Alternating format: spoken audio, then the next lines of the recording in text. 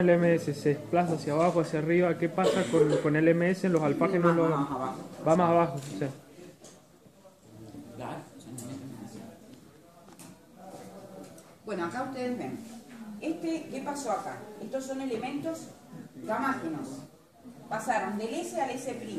Lo ven mejor acá que mi dibujo, Amplían el campo austenítico. Y recuerden, en los inoxidables austeníticos llega hasta temperatura ambiente. Tiene un solo austenítico. Por el efecto del níquel, que le da a su vez al acero una gran resistencia a la corrosión. El acero inoxidable austenítico es el más resistente a la corrosión. Es no magnético porque tenemos austenita a temperatura ambiente y no puede ser muy duro porque nunca lo puedo transformar en martensita. Eso es para que sepan lo que es un inoxidable. Generalmente los inoxidables tienen por encima de 11% de cromo. Tiene cromo y a su vez, el austenítico tiene níquel, que tiene un efecto gamma. y los dos, profes, son gamágenos. El cromo y el níquel son gamágenos los dos. El níquel es gamágeno especialmente. Y el cromo que... El cromo puede tener, el cromo hay que ver. Esperen un segundito. Acá tienen sí, este es el alfágeno. Ven, corren esta A3, la corren a A3 segunda. Amplían el campo bifásico, ¿está bien? Llevan el eutectoide hacia arriba y hacia la derecha. Entonces, conclusión. Catalizan la formación de ferrita. Disminuye el tiempo de incubación. Aceleran la aparición de la ferrita. Pero por la formación de esos carburos de esos elementos aliantes alfágenos, se lleva la curva hacia la derecha. O sea, los dos casos, en ambos casos va hacia la derecha. El eutectoide en un caso va hacia abajo y el otro va hacia arriba. Eso es para que lo estudien rápidamente, porque eso cuando ustedes lo leen solo, siempre tienen la gran duda.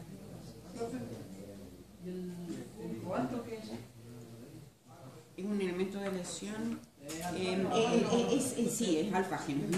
Sí. Y no, exacto. Es el único elemento de aleación que lleva hacia la izquierda. Los otros pueden ser... O sea que no predominaría la parte de lo que es la formación de carburos, entonces. Exacto. Ahí no. El cobalto, por ejemplo. El cromo también tiene esa relación, sí.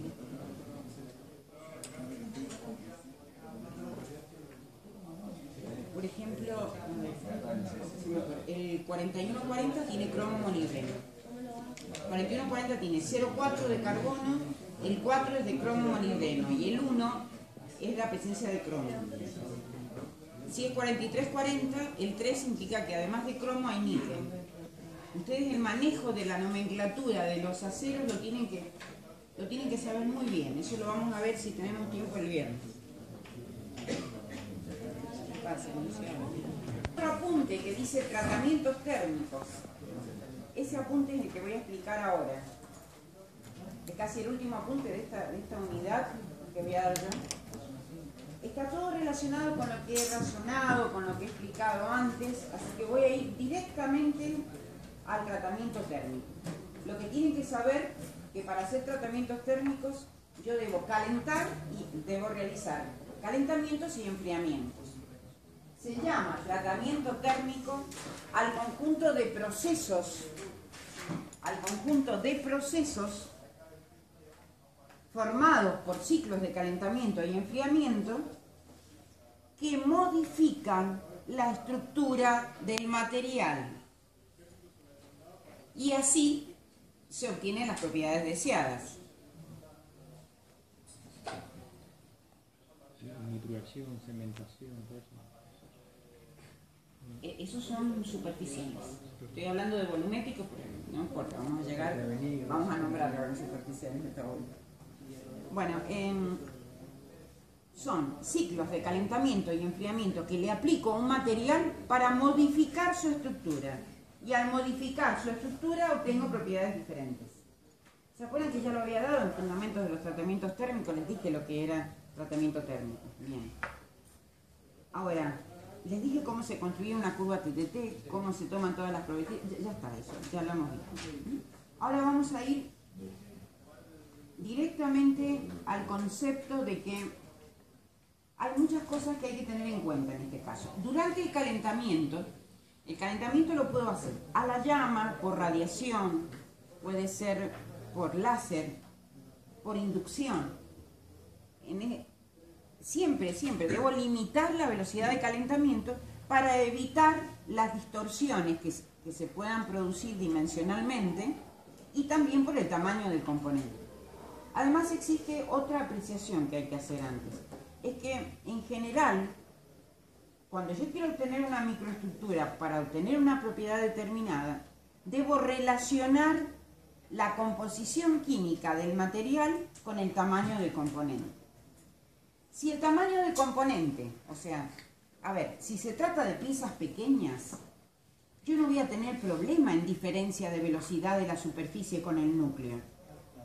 Voy a tener casi la misma velocidad en la superficie que en el núcleo.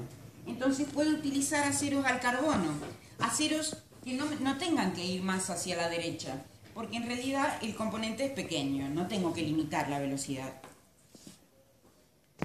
Pero si los componentes son más grandes, la velocidad de enfriamiento de la superficie es mucho más rápida que la velocidad de enfriamiento del núcleo.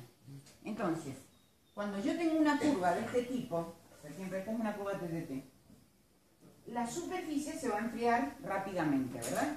Pero el núcleo va a tardar más en enfriarse, porque el centro del redondo va a tardar más que la superficie, ¿está bien?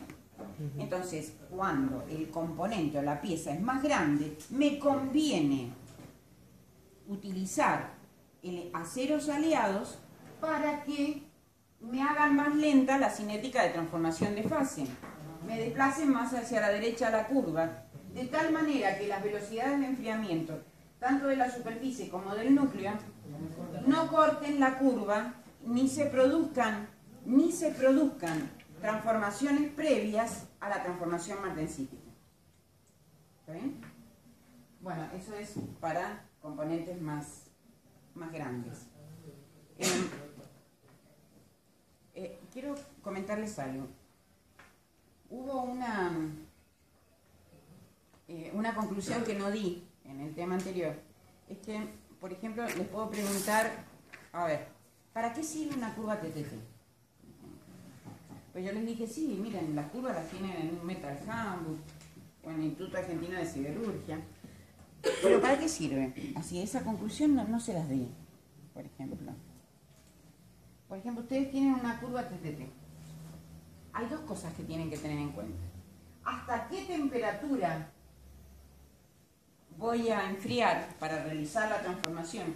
¿A qué temperatura voy a realizar la transformación para obtener la microestructura adecuada y así las propiedades deseadas? ¿Está bien?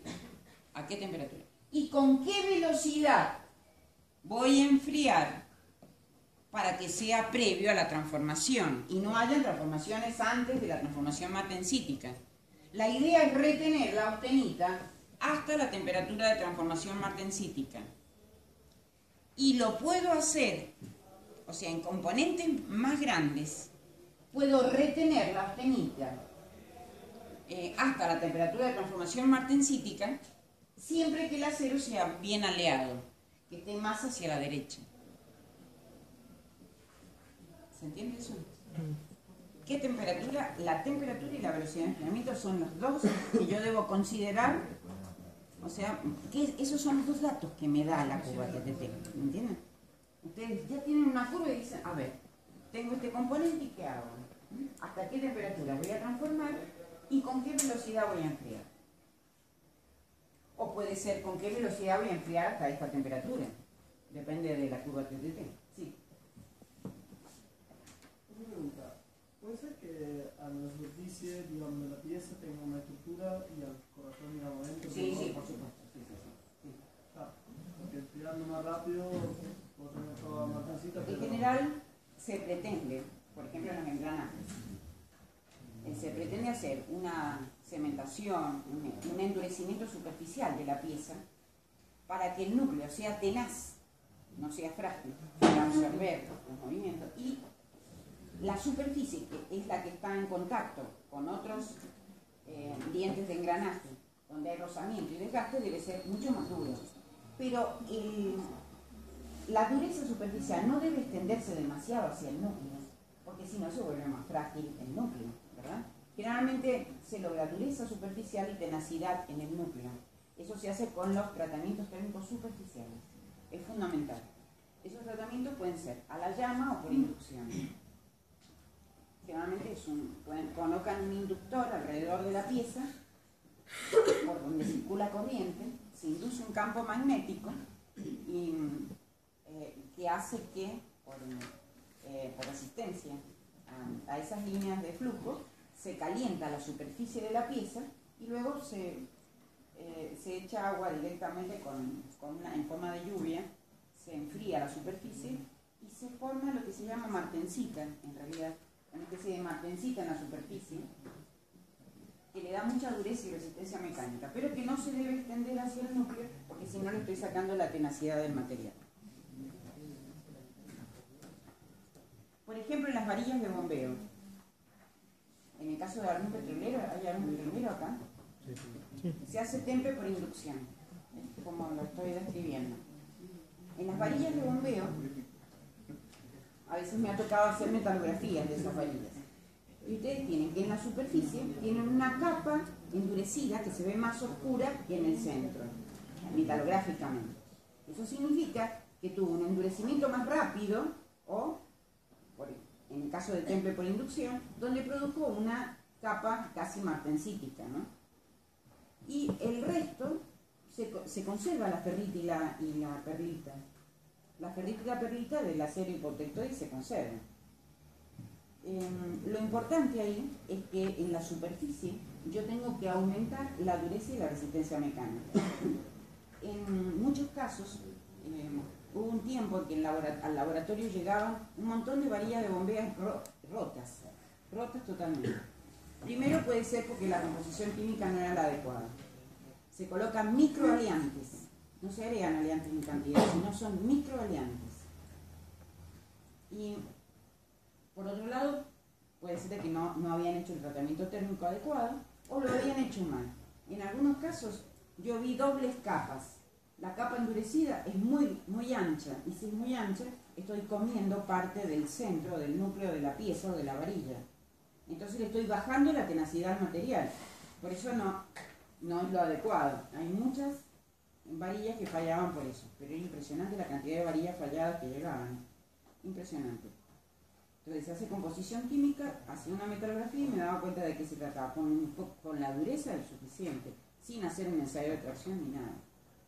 La dureza me da en forma aproximada la resistencia a la tracción, ya sabíamos eso, y por otro lado lo que miro en el microscopio, yo sé cuál es la diferencia de tratamiento térmico que tengo. Entonces puedo emitir una opinión al respecto. Entonces eso es para que tengan una idea para qué serviría la materia en ese caso. Pero tampoco puedo ser como ingeniero un gran metalógrafo, porque acá no podemos salir como grandes metalógrafos, uno tiene que estudiar aparte, uno necesita muchos años afuera estudiando sobre este tema para poder volcarlo como especialista en algo, ¿me entienden? O sea, es imposible que con este curso podamos ser especialistas en alguno de los temas que estamos dando, eso queda claro. Ustedes lo ven en forma más general para poder adaptarlo o aplicarlo a los problemas o proyectos que se les presentan. Y si les interesa algún tema, lo profundizan después. ¿Se entiende? Bueno, respecto a los tratamientos térmicos, bueno, a ver, hay tres tratamientos térmicos que son fundamentales. Es el recocido, el normalizado y el temple. Esos son tratamientos volumétricos. Se le realiza a toda la pieza. A todo el redondo, supónganse que es un cilindro, a todo el redondo. Ustedes vieron las probetas de tracción que utilizaron para tracción. Bueno, ustedes pueden, por ejemplo, podríamos haber variado ese ensayo. Podríamos ensayar a la tracción una probeta que no tiene tratamiento, otra que le hacen un recocido, otra que le hacen un normalizado y ver qué diferencia existe de estructuras y ver qué diferencia de durezas, y ustedes verían cuál es el efecto de los tratamientos térmicos sobre el mismo acero. Lo que sí, cuando tiene muy bajo carbono, las diferencias entre los tratamientos de recocido y normalizado casi no se ven. Conviene siempre el tratamiento térmico que se hace más rápido para que sea menor el costo y menor el tiempo de los procesos térmicos. Bueno, vamos a ver primero lo que es un recocido. Bueno, creo que esto quedó por lo menos. Hablé antes que cuesta un montón. Cuando ustedes lo leen, después vienen a consulta enloquecidos porque no lo entienden. Por eso no lo dejo pasar.